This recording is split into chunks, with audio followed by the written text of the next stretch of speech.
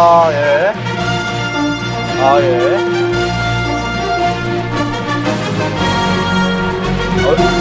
어디 나갔다 오셨어요? 시청자 여러분 안녕하십니까? 청춘노가리 시사브리핑 시작하겠습니다. 오늘은 굉장히 바쁘군요. 예, 오늘 바쁩니다. 오늘 무엇보다 먼저 먼저 지금 시작했어. 예. 말씀드리자면 예. 오늘 드디어 토론회 2차 토론회 있어요. 네. 지난번 기관총 난사 사건 뭐 이렇게 불리기도 하는데 예. 오늘 과연 어떤 일이 벌어질지 많은 사람들이 긴장 속에서 기대하고 있습니다. 예. 먼저 광고 말씀드리자면 저희가 한 8시 10분이나 20분 정도 10분에서 20분 사이로 15분까지로 합시다. 저희 15분까지. 방송을 종료하고 네. 바로 대선 토론회 중계 방송으로 전환합니다. 와. 네, 마치 스포츠 중계하듯이. 예. 네. 그 시간 동안에 또 누가 나오시느냐? 농계태우님이 나오시죠. 과연 오늘 저희 토론이 더 재밌을지 그쪽 토론이 더 재밌을지 네. 기대해 주시면 좋겠습니다. 자, 첫 번째 뉴스 보겠습니다. 문재인 후보가 인터넷에 직접 남긴 글이 과연 무엇이길래 화제가 되고 있다고 합니다. 이 기사를 먼저 보겠습니다. 네. 뭘 남겼을까요? 네.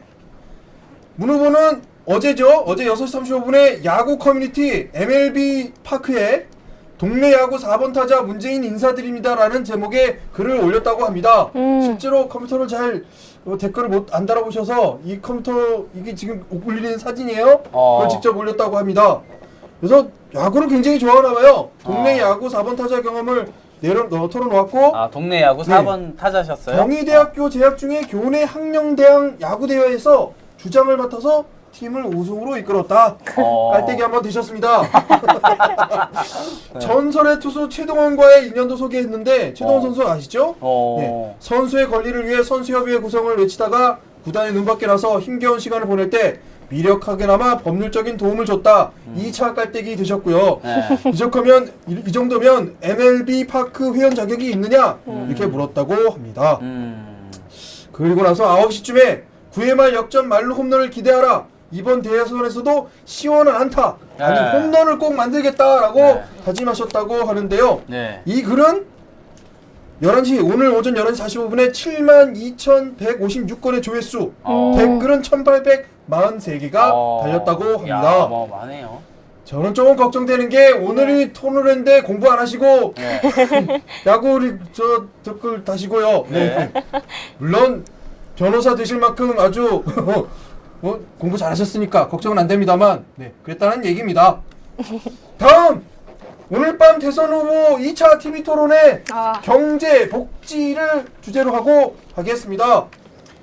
사진 지난번 후보 토론회 때 찍었던 사진 같이 보이시고 계시고요. 동영상이라 지금 플레이 표시도 있긴 한데 8시부터입니다. 네. 2시간 동안 지금 하고 있죠, 벌써? 네, 이제 벌써 시작했네요. 시작됐겠어요? 네. 자, 이것을 지금 농계태우님께서 막 모니터하고 계세요. 잠시 후에 모셔보도록 하고요. 오늘은 경기 침체 장기화 대책, 경제 민주화, 일자리 창출 등 경제 현안과 복지 정책 등에 관한 4가지의 토론을 진행하도록 합니다. 네. 민주당 문재인 후보는 오늘 지지선언을 한 김동영 민주화 협의회 상임의장 등 민주계 의사를 만나서 진보와 보수를 아우르는 대통합 내각 구상 등을 오늘 또 설명했다고 하는데요. 그냥 간단하게 얘기 드릴게요. 개성공단 입주기업, 금강산 기업 협의회 등 남북 경영협력체 3천여 명이 문재인 후보 지지선언했고요. 전국 호남 향후에 문재인 후보 지지선언했습니다. 의사들 1219명, 12월 19일에 해당하는 1219명이 또 문재인 후보 지지선언을 했다고 합니다. 다음 기사 보겠습니다. 자, 박근혜, 문재인 웃는 얼굴 방송 3사를 비교했더니 표만 봅시다. 요 밑에 있는 빨간 거. 네. 한국방송 KBS는 박근혜 후보가 웃는 사진을 요 빨간 숫자만큼 더 내보냈고요. 문화방송 이만큼이나 많이 내보냈고요. SBS 이만큼씩. 노란색은 결국 웃는 횟수가 더 안 나갔다는 거죠. 네. 이 밑에 있는 사진 그때 저희 며칠 전에 봤던 기억나죠? 대전역에서. 대전역이네요. 예. 사람 웃는 것까지 차별하더라. 이 이 얘기입니다. 문화방송은 거의 방송으로서의 말을 말자. 다음 갑시다. 이거 오늘 또 올라왔어요. 김성주 의원. 이 내용이 뭐냐? 아주 정확하게 이 워딩을 좀 설명하고 싶어서 이런 얘기입니다. 받으신 상황에서 분명히 자기가 솔직히 말씀했고 박근혜 후보가 그분이 정말 아버지 어머니를 비명에 잃고 동생들을 데리고 길바닥에 나앉은 거예요. 그때 소녀 가장이었습니다. 저도 개인적으로 소녀 가장을 많이 돕고 있지만 그렇게 받은 하나의 아파트 금액이 6억 원이고 그래서 그런 점으로 사실 그런 거 말하는 사람들이 과연 남에게 돌을 던질 만큼 깨끗하냐? 저는 묻고 싶습니다. 라고 김성주 의원이 라디오에서 얘기한 거예요. 네. 이 얘기인데 이걸 좀 보죠. 과연 남에게 돌을 던질 만큼 깨끗하냐? 저는 묻고 싶다. 그럴 때 각자 자기의 기본은 어떻게 해야 되죠? 네. 나는 깨끗하니까 네가 네. 깨끗하냐? 그런 거를 네. 묻는 거죠. 이걸로 가겠습니다. 네. 김성주 지분 보유 부도 위기에 대성산업에 4천억 특혜 대출 의혹이 오늘 터졌습니다. 오. 무슨 얘기냐? 자, 정책금융공사는 우리나라 세금으로 운영하는 중견 중소기업에 대한 지원을 하는 그런 기업입니다. 그런 공사입니다. 네. 근데 재계순위 40위에 해당하는 D그룹 계열사 지금 뭐 나왔지만 예. D그룹을 할게요. 4천억 원을 지원하기로 했는데 문제는 뭐냐? 이게 프로젝트 파이낸싱 금이 대출금이라고 하는데 이게 어디에 해당하는 거냐? 4천억. 기흥 구갈역 일대 역세권 개발 개업 사업에 시공사로 참여한 일종의 땅 사는데 들어간 금액이에요. 무슨 얘기인지 이해 가시죠? 4천억 원. 근데 이거를 D산업이 4천억을 금융공사에서 대출을 받아서 그걸 다시 다른 파이낸싱 그룹으로 대출을 또 할 수 있는 그 4,300억 원을 또 빌려서 갚는 거예요. 무슨 일이냐 이게. D산업이 뭘 하는 데가 중요해요. 여기는 흔히 말하는 열병합발전소를 짓는 곳입니다. 열병합발전소를 짓는 것이 신성장동력 산업에 속하지도 않는데 지원을 약속하고 4천억을 빌려주겠다고 이미 공표를 했어요. 근데 문제는 뭐냐? 이 D산업의 회장은 김성주 의원의 오라버니예요. 그리고 김 위원장도 대성산업의 지분인 0.38% 22,410주를 가지고 있는 거예요. 자기가 해당돼 있는 부분에 대해서 특혜로 대출을 하라고 할 수 있는 충분한 근거가 되는 거죠. 그래서 이것이 오늘 터졌습니다. 소녀 가장을 외치는 분이 결국은 오라버니를 위해서 4천억 특혜 의혹 받고 있습니다. 참, 하나만 더. 부엉이 귀신 어제 말씀드렸죠? 네. 이분 사과하셨어요, 드디어. 오늘 사과했습니다. 지난 8일 광화문 유세 찬조연설에서 부적절한 표현을 써서 문재인 후보에게 미안하게 생각한다고 하셨습니다. 민주당 김 부대변인, 네. 다만 박근혜 후보의 폐색이 짙어지자 앞뒤를 못 가리고 물귀신처럼 후보를 잡아 끌어내리는 이런 인사들이 선대위에 포진해 있는 한 대통령 선거 결과는 뻔하다는 것을 밝혀둔다. 좀 강하게 말씀하셨습니다. 어떻게 보면 이것도 이제 뭐 네거티브에 영네거티브를 볼 수도 있는데 하여튼 감정이 좀 많이 상했다라는 거 말씀을 좀 드리고요. 자, 어제 나왔던 얘기 계속 다시 보고 있는데요. 이 부분을 우리 민주당의 박영선 의원이 다시 한번 짚었습니다.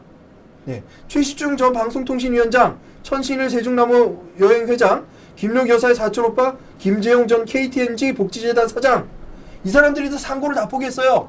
무슨 얘기냐? 대법원 상고를 진행하면 형이 확정된 기교수를 대상으로 하는 사면 대상에 포함이 안 되니까 그냥 확정받기 위해서 상고까지 포기해버린 거예요. 대체로는 대법까지 다 가잖아요. 그렇죠. 그렇죠? 근데 조금이라도 형을 덜 받기 위해서. 근데 형을 그냥 아예 그냥 줄 테면 줘라. 사면 받겠다. 이런 겁니다.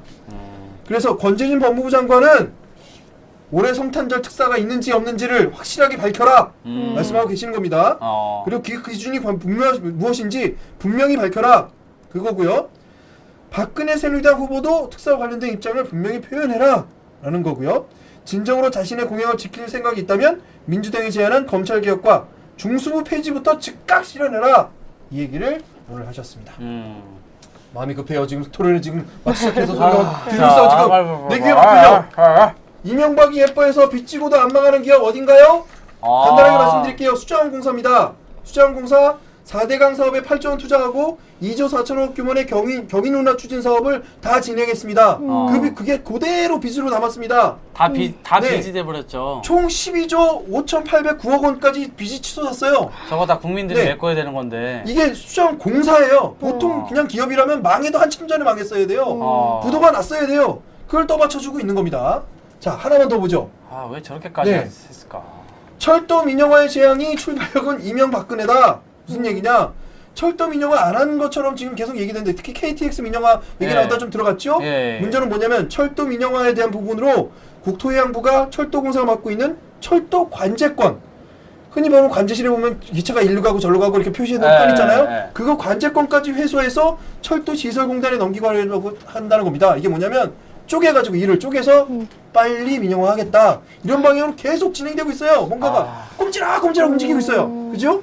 저런 철도나 네. 기간 산업에 관련된 거, 네. 저런 공적인 어떤 이 도로 교통 네. 이런 것은 사실 국가가 좀 가지고 있는 게 맞지 있어야 않나요? 되는 이게 것 가격이 같아요. 올라가면 어떻게 하려고 그래요? 그러니까 그건 관련 없는 거예요. 빨리 친척들이 내가 아는 사람들한테 찢어주고 돈 벌어라 하고 싶은 거예요. 다 지금. 저는 그렇게 생각한다고 생각하는데 문제는 뭐냐? 새누리당이 집권하면 철도 민영 완성된다는 속대를 가지고 국토부는 그냥 가는 겁니다. 쭉 가요. 그 얘기가 뭐냐면 지금까지 같은 지금과 같은 KTX 민영화 반대라고 한 발 물러서는 것처럼 보였지만 장기 비전을 마련하고 어떤 노선을 민영화해야 할지 결정해야 한다고 말했는데 이게 이제 박근혜 후보 말이에요. 근데 박근혜 후보가 당선되고 더 이상 득표를 위한 유권자들의 눈치를 볼 필요가 없어진다면 국토부는 마음대로 민영화할 거다. 이런 전망들이 나오고 있습니다. 선거를 하고 있는 와중에도 꼼지락거리고 있어요. 무슨 말씀인지 아시겠죠? 선거 와중에 꼼지락거리고 있다. 우리는 모르는 사이에. 그러니 이게 얼마나 복장 터지냐 이 말씀 드리는 거고요. 조금 나은 거. 짜기 내박에 불참 선언하고 백의정군 선언했습니다. 안철수 전 후보. 야. 무슨 얘기냐? 예. 새누리당이 하도 권력 나눠먹기라고 권력 하니까 나눠먹기라고 난 안 했지. 받는다. 예. 나는 독자적으로 해보겠다. 권력 나눠먹기가 말씀하셨어요. 아니고 아예 차단했어 그냥. 진정성을 보여주신 거죠. 확 예. 차단해버렸어. 다음은 이겁니다. 문재인 펀드 시즌 3가 발매됐습니다. 펀드가 뭐예요? 돈 걷는 거잖아. 투자, 예. 돈 투자 걷어서 받는 거죠. 공익을 위해서 쓰든지 뭐 예. 어떻게 그 목적을 위해서 쓰는 게 펀드잖아요. 예. 이건 돈 걷는 펀드가 아니에요. 그럼요. 뭐 하는 거냐면 투표율을 올리기 위한 펀드예요. 아. 문재인 펀드의 이름이 뭐냐면 3.77 펀드입니다. 시즌 3인데 무슨 얘기냐면 77%의 투표율을 올리기 위한 펀드 일종의 이거 펀드에 가입한 사람 중에 이제 추첨을 해서 어떤 것들을 하냐면 대통령과 함께하는 1박 2일 여행 당선된다면 50대 이상 참여자 중에서 77가족을 초대해서 제18대 대통령 선거 취임식에 초대하고요. 377명과 대통령과 멘토링 캠프를 열어서 멘토링 캠프 같고요. 우와. 자, 13명에게는 대통령과 함께 저녁 데이트 기회를 부여한다고 합니다. 뭐 이게 재미있는 방법으로 펀드를 마련한 것 같아요. 이 펀드에 해당하는 홈페이지가 바로 이겁니다. 볼까요? 아까 말씀드린 대로 대통령 1박 2일 여행, 취임식 초청, 멘토링 캠프, 저녁 데이트 있죠? 자, 투게더 약속하기 눌러보시면 뭐가 중요하냐면 투표소를 검색할 수 있는 장치가 있어요. 이걸 누르면 우리 동사무소 내가 어디 거주를 치면 투표소를 알려줄 수가 있어요. 지난번처럼 디도스 여기다 디도스 날리면 죽는 거지. 네. 그죠? 여기서 찾으세요. 네. 그리고 내가 또 누가 누구 3명까지 투표하는데 졸라보겠다. 이런 겁니다. 아, 좋은 거네요. 네, 밑에 한 가지만 더 볼게요. 펀드 소개하고 있고요. 77%의 투표율을 올리자 이 얘기고요. 아나스클럽 이거 뭐 77명 가족 초대해서 갑니다. 하나 더 재밌는 거 어제 클로징에 얘기했던 투표 로맨스가 뭐예요? 19일날 투표소에 가면 그녀가 있습니다. 아, 강풀. 비슷한 네. 복장으로 이렇게 해가지고 오후 6시까지 투표 마친 다음에 뭐 서로 알아볼 수 있도록 옆구리 챙기고 7시부터 여의도 IFC 3층에 영화관 입구 앞으로 모인 다음에요. 드레스 코드가 같은 한남섬녀를 찾아서 나머지는 각자의 몫으로 꼬시라. 그 얘기입니다. 아, 예. 니들 알아서 약관 해라. 있어요, 약관. 이거 되게 웃겨. 약관. 네. 이 펀드는 문재인 후보 지지뿐만 아니라 박근혜 후보 지지자 등 누구나 참여할 수 있다. 참여를 안 해요. 예. 이 펀드는 참여자들의 제18대 대통령과의 만남은 박근혜 후보가 대통령이 될 경우 문재인 펀드가 이를 보장하지 않는다. 보장 못해요. 네. 할 방법도 없다. 문재인 펀드는 투표소 로맨스 이벤트로 커플이 되는 것까지 책임지지는 않는다. 그럼 이걸 공약으로 내거는 건 아니에요. 아시겠죠? 투표소 로맨스를 통해서 결혼에 꼴이 나는 경우 커플의 주례는 문재인 대통령께서 맡아달라는 부탁은 절대로 안 된다. 안 된다. 안 된다. 왜냐면 정치인이기 때문에. 자, 상대를 비방하는 등의 타인의 불쾌함을 조장하는 참여자는 추첨해서 제외될 수 있다. 뭐래 이거? 근데 네. 될까? 많이 만날까요? 나도 한번 해봐야지. 나도 생각이니까. 자, 네. 예. 자, 마지막 끝으로 요거만 보겠습니다. 네. 이제까지 지지율에서 많은 부분이 차이가 나서 도대체 어떤 지지율을 믿어야 될지 모르겠는데 오마이뉴스 리서치뷰 조사입니다. 네, 어떻게 조사한 거냐? 조사한 방법만 말씀드리면 되죠. 자, 9일 오전 10시 30분부터 오후 1시까지 전국 만 19세 이상의 성인 남녀 1,500명을 대상으로 ARS-RDD 그러니까 휴대전화로 했고요. 표본은 19대 총선 투표자 수 비례 적용해서 무작위로 표본 추출을 했습니다. 표본 오차는 95%, 신뢰 수준은 플러스 마이너스 2.5%포인트, 응답률은 11.1%입니다. 여기 재밌는 게 있는데 19대 총선 투표자 수 비례를 적용했다. 이게 뭐냐면 19대 총선 투표자 수 중에 이제 세대별 투표한 게 있고 각 계층별로 투표한 게 있잖아요. 예. 그 투표 수대로 표본 산출을 한 거예요. 20대가 투표를 몇 퍼센트 했으니까 거기서 몇 퍼센트를 뽑고 네. 그러니까 지난 총선 투표자 수로 뽑았기 때문에 저는 상당히 진실에 근접해 있을 거라는 생각을 하는데 그 대결에서 문재인 후보가 이제 오차 범위 내긴 하지만 1% 이겼다. 앞서는 거로 나오고 있습니다. 어떤 조사를 봐도 이제는 격차가 줄어들었다는 건 분명하고 네. 앞서기 시작했다라는 것까지 나오고 있으므로 여기까지 말씀드리는데 내일 아마 발표되는 것을 마지막으로 네. 더 이상 이 지지율 조사는 조사는 할 수 있지만 발표는 할 수가 없어요. 공표는 할수 법상으로. 없는 거죠. 네, 앞으로 예. 선거 때까지 예. 선거 끝난 다음에 이제 결과 발표만 남는 거라서 마지막으로 이 부분을 보여드렸습니다. 분위기는 이미 완전히 달라진 것 같다. 예. 저는 이렇게 예측한다는 말씀을 드리겠습니다. 오늘 토론에도 굉장히 중요한 분수령이 될 것 같습니다. 예. 자, 예. 제 귀에는 지금 박근혜 후보의 목소리가 계속 들리고 있군요. 예. 자, 잠시 후에 저희는 대선 후보 토론 중계방송으로 돌아오도록 하겠습니다. 저도 이 자리에서 용기태우, 남태우 씨를 맞아보도록 하겠습니다. 잠시 후에 뵙겠습니다.